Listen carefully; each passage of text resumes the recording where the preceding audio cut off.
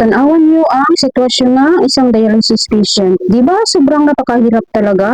Lalo na 3 times a week pa si Papa John na nagda-dialysis. Kaya kayo dyan or tayo na healthy pa ang ating kidney, alagaan talaga natin kasi napakahirap talaga magkasakit. Alam niyo ba na ang energy drink ang nakasira sa kidney ni Papa John? Kasi nagapamasada siya sa Cotabato dati. Hindi ko alam na umiinom pala siya ng energy drink sa umaga at sa gabi. Kaya ayun, nasira ang kidney niya. At kumain din siya ng durian sa gabi na nagpupuyat siya ng pamasada. Kaya nagkaroon din siya ng high blood or hypertension. Kaya nasamot. Saka dagdagan niya pang kumain ng papaitan at bulalo. Kaya ayun, tumaas din ang kanyang kolesterol. At di pa nakontento, kumain din ng mga kinilaw. Lalo na yung tamban. Ay naku, tumaas na naman ang uric niya hanggang sa bumiga yung katawan niya at na-hospital. Ang findings, tumaas ang creatinine, umabot ng 400 plus caffeine at yun na huminto na sa pagkain ng mga bawal.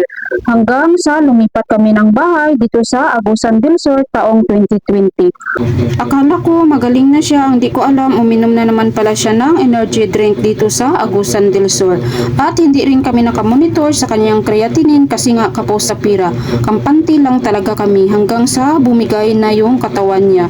Biglaan lang talaga ang mga symptoms. Hindi na rin siya makatulog kasi sige na siya ihi at mabula yung ihi niya. Tapos sige na siya suka, lahat ng kinakain niya sinusuka niya na.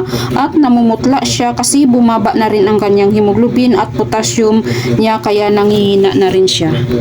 At saka dami niya ng reklamo, masakit na likod niya at tagiliran. Saka nangangati na rin ang kanyang katawan.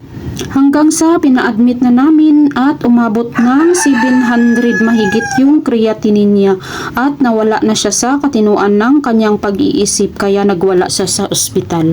Sabi ng doktor, umakyat na ang virus sa ulo niya kaya refer siya for dialysis.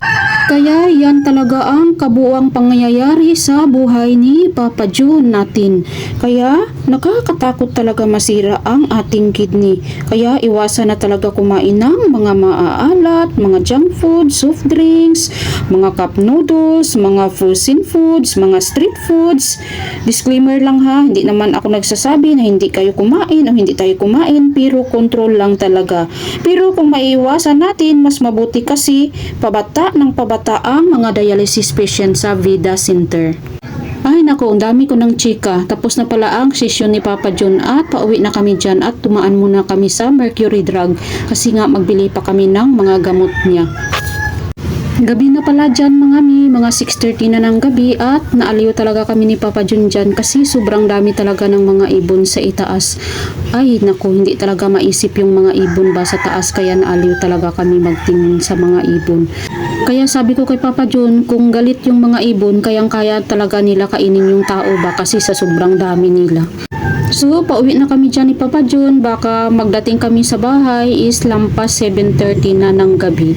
Kaya, ganito lang talaga kami ni Papa John. Every week, 3 times a week, magpunta sa dialysis center. Siyempre, samahan talaga natin ang ating warrior kay kawawa naman. So, ang ating mga anak, nakakatakot talaga mga minong kasi ang mga bata ngayon, ay makikita mo talaga na andun talaga sa street food, nagatapok sila ba. Daghan, kay sila pagawa sa eskwelahan, diretso agad sa palengke. Tapos magbili agad ng mga street food doon. Sus, nakikinuo ko nakakatakot. Iwan ko na lang ang mga bata sa ngayon na panahon.